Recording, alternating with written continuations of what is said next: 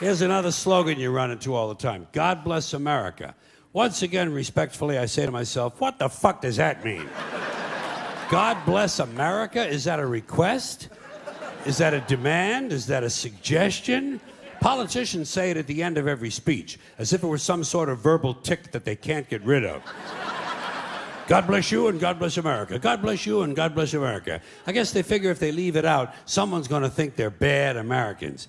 Let me tell you a little secret about God, folks. God does not give a flying fuck about America, okay? He doesn't care. He never cared about this country.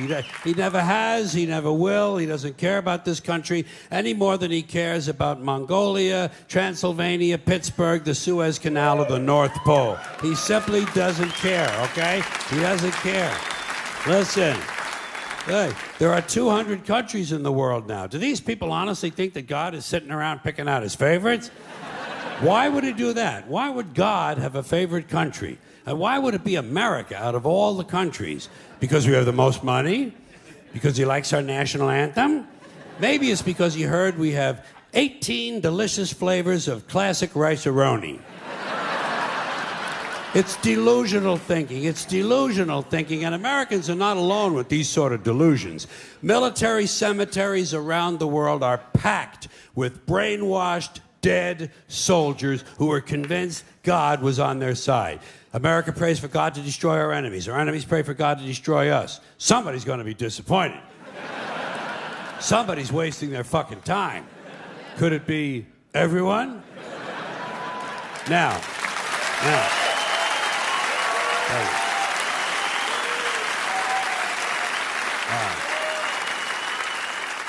If people want to say God bless America, that's their business. I don't care. But here's what I don't understand. If they say God bless America, presumably they believe in God. And if they do, they must have heard God loved everyone. That's what he said. He loved everyone and he loved them equally. So why would these people ask God to do something that went against his own teachings?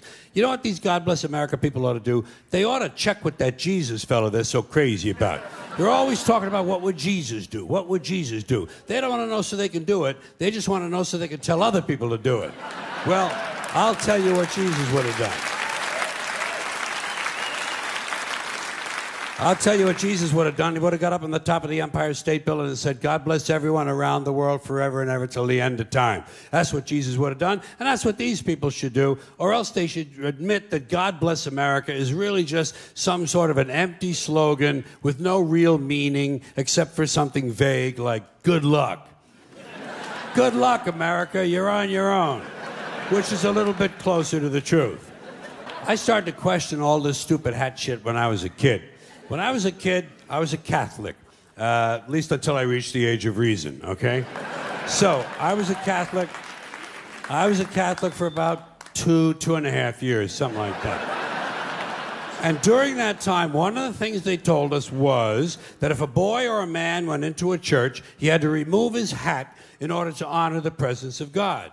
But they had already told me that God was everywhere. So I used to wonder, well, if God is everywhere, why would you even own a hat? Why not show your respect? Don't even buy a fucking hat.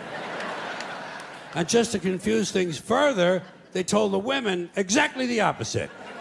Catholic women and girls had to cover their heads when they went into church. Same as in certain temples, Jewish men have to cover their heads in those temples. In those same temples, Jewish women not allowed to cover their heads. So try to figure this shit out. Catholic men and Jewish women, no hats. Catholic women and Jewish men, hats. Somebody's got the whole thing totally fucking backwards, don't you think? And, you know...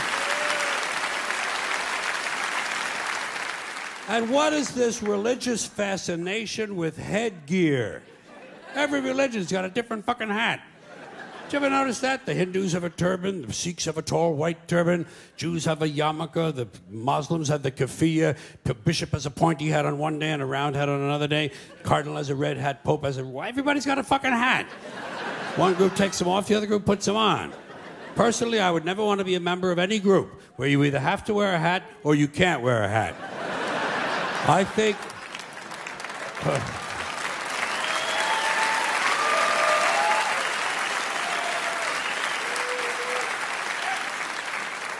I think all religions should have one rule and one rule only: hats optional. That's all you need to run a really good religion. Here's another one of these civic customs: swearing on the Bible. You understand that shit? They tell you to raise your right hand, place your left hand on the Bible. Does this stuff really matter? Which hand? Does God really give a fuck about details like this? Suppose you put your right hand in the Bible, you raise your left hand. Would that count? Or would God say, sorry, wrong hand, try again? And why does one hand have to be raised? What is the magic in this gesture?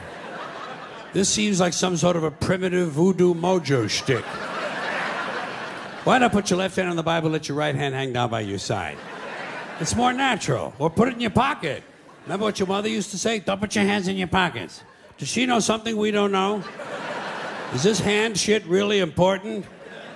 Well, let's get back to the Bible, America's favorite national theatrical prop. Suppose the Bible they hand you to swear on is upside down, or backward, or both, and you swear to tell the truth on an upside-down, backward Bible. Would that count? Suppose the Bible they hand you is an old Bible and half the pages are missing. Suppose all they have is a Chinese Bible in an American court, or a Braille Bible and you're not blind. Suppose they hand you an upside-down, backward Chinese Braille Bible with half the pages missing.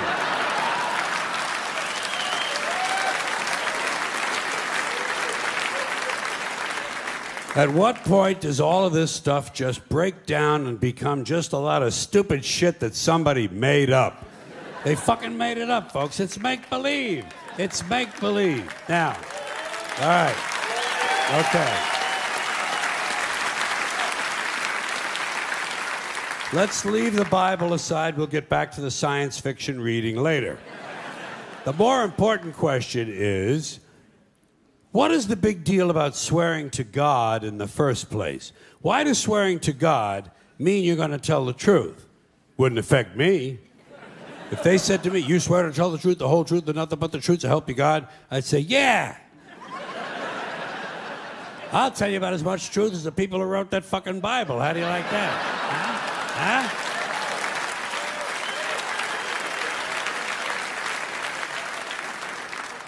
Swearing on the Bible doesn't mean anything. It's kid. Swearing to God is kid stuff. Remember when you were a kid, if you told another kid something he didn't quite believe, he'd say, you swear to God? I would always say, yeah, I swear to God, even if I was lying. Why not? What's going to happen if I lie? Nothing. Nothing happens if you lie, unless you get caught, and that's a whole different story. Rights are an idea. They're just imaginary. They're a cute idea. Cute. But that's all. Cute and fictional.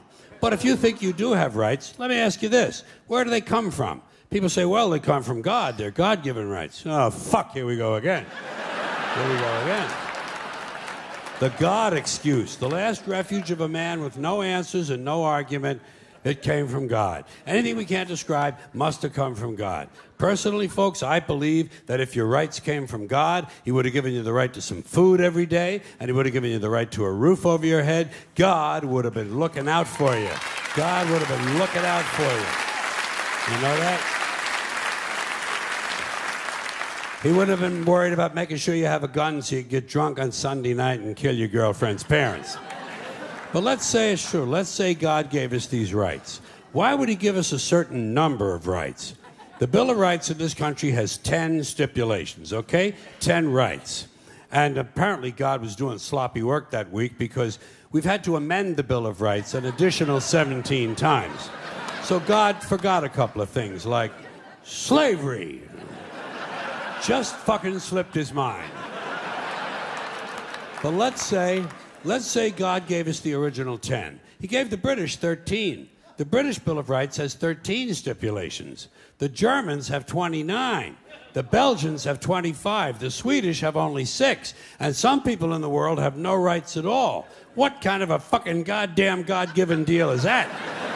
No rights at all? Why would God give different people in different countries different numbers of different rights? Boredom? Amusement? Bad arithmetic?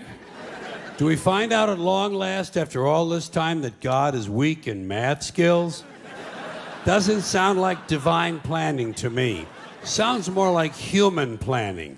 Sounds more like one group trying to control another group. In other words, business as usual in America.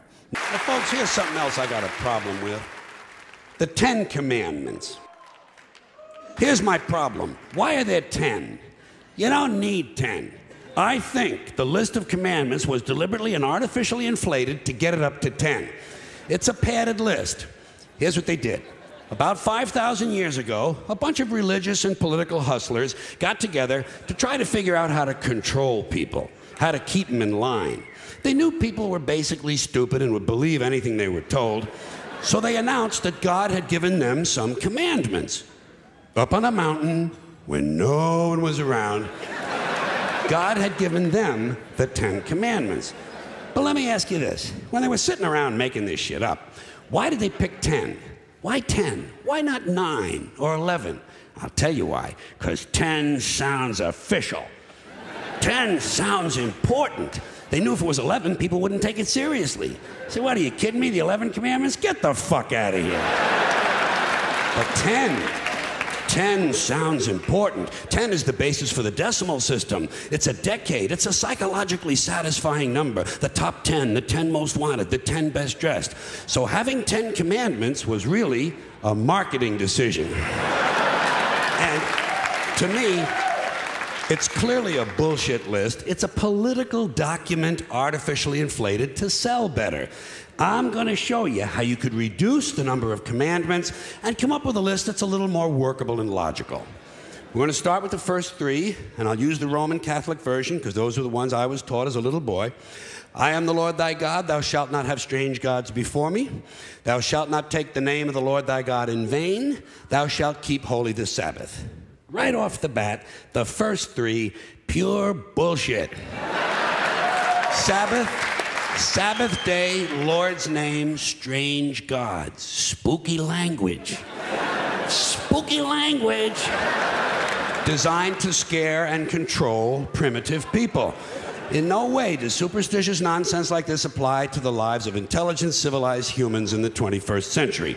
You throw out the first 3 commandments, you're down to 7. Next, honor thy father and mother. Obedience, respect for authority. Just another name for controlling people. The truth is, obedience and respect should not be automatic. They should be earned. They should be based on the parent's performance. Parent's performance. All right? Some parents deserve respect. Most of them don't. Period. You're down to 6. Now, in the interest of logic, something religion is very uncomfortable with, we're going to jump around the list a little bit. Thou shalt not steal. Thou shalt not bear false witness. Stealing and lying. Well, actually, these 2 both prohibit the same kind of behavior. Dishonesty, stealing, and lying. So you don't need 2 of them. Instead, you combine them and you call it thou shalt not be dishonest. And suddenly, you're down to 5. And as long as we're combining, I have 2 others that belong together. Thou shalt not commit adultery. Thou shalt not covet thy neighbor's wife. Once again, these 2 prohibit the same kind of behavior, in this case, marital infidelity. The difference is coveting takes place in the mind, and I don't think you should outlaw fantasizing about someone else's wife. Otherwise, what's a guy going to think about when he's waxing his carrot? But marital fidelity is a good idea, so we're going to keep the idea and call this one, thou shalt not be unfaithful. And suddenly, we're down to 4. But when you think about it, honesty and fidelity are really part of the same overall value. So in truth, you could combine the 2 honesty commandments with the 2 fidelity commandments and give them simpler language, positive language instead of negative, and call the whole thing, thou shalt always be honest and faithful, and we're down to 3. Thou shalt, they're going away fast. Thou shalt not covet thy neighbor's goods. This one is just plain fucking stupid.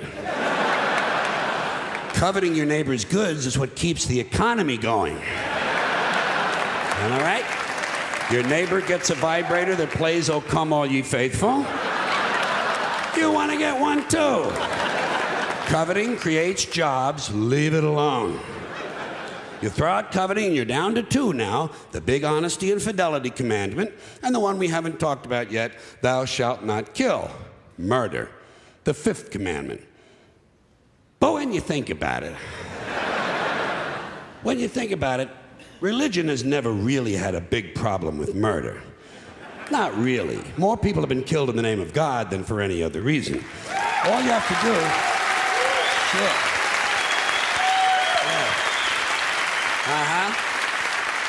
All you have to do is look at Northern Ireland, the Middle East, Kashmir, the Inquisition, the Crusades, and the World Trade Center to see how seriously the religious folks take thou shalt not kill. The more devout they are, the more they see murder as being negotiable. It's negotiable. You know? It depends. It depends. It depends on who's doing the killing and who's getting killed. So, with all of this in mind, I leave you with my revised list of the 2 commandments. Thou shalt always be honest and faithful to the provider of thy nookie. And thou shalt try real hard not to kill anyone, unless, of course, they pray to a different invisible man from the one you pray to. 2 is all you need. Moses could have carried him down the hill in his fucking pocket. And if they had a list like that, I wouldn't mind those folks in Alabama putting it up on the courthouse wall. As long as they included one additional commandment, thou shalt keep thy religion to thyself. Catholics, which I was until I reached the age of reason.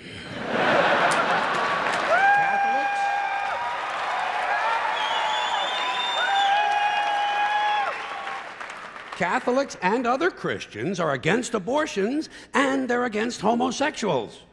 Well, who has less abortions than homosexuals? Leave these fucking people alone, for Christ's sakes. Here is an entire class of people guaranteed never to have an abortion. And the Catholics and Christians are just tossing them aside. You'd think they'd make natural allies.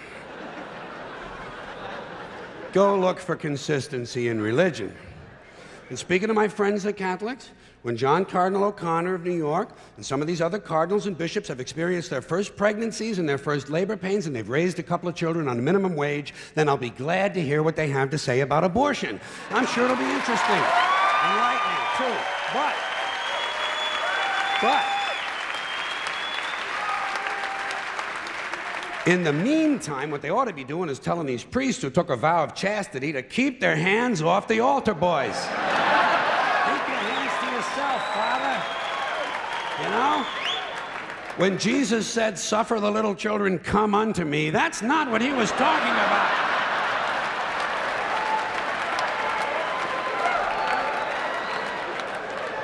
So you know what I tell these anti-abortion people? I say, hey, if you think a fetus is more important than a woman, try getting a fetus to wash the shit stains out of your underwear.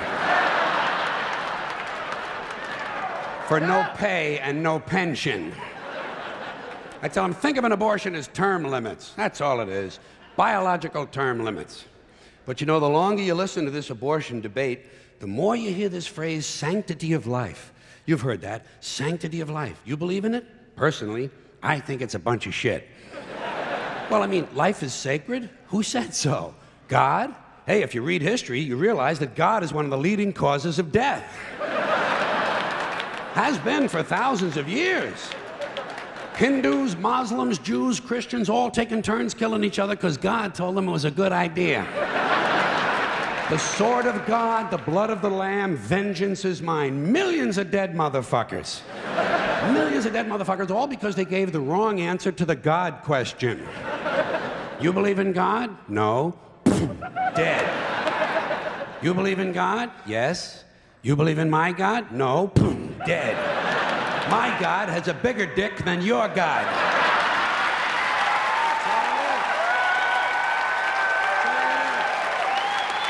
Thousands of years. Thousands of years. And all the best wars, too. The bloodiest, most brutal wars fought, all based on religious hatred, which is fine with me. Hey, anytime a bunch of holy people want to kill each other, I'm a happy guy. But don't be giving me all this shit about the sanctity of life. I mean, even if there were such a thing, I don't think it's something you can blame on God. Now, you know where the sanctity of life came from? We made it up. You know why? Because we're alive.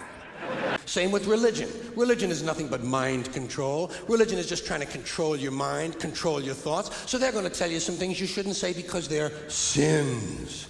And besides telling you things you shouldn't say, religion's going to suggest to you some things you ought to be saying. Here's something you ought to say first thing when you wake up in the morning. Here's something you ought to say just before you go to sleep at night. Here's something we always say on the third Wednesday in April after the first full moon in spring at 4 o'clock when the bells ring. Religion is always suggesting things you ought to be saying.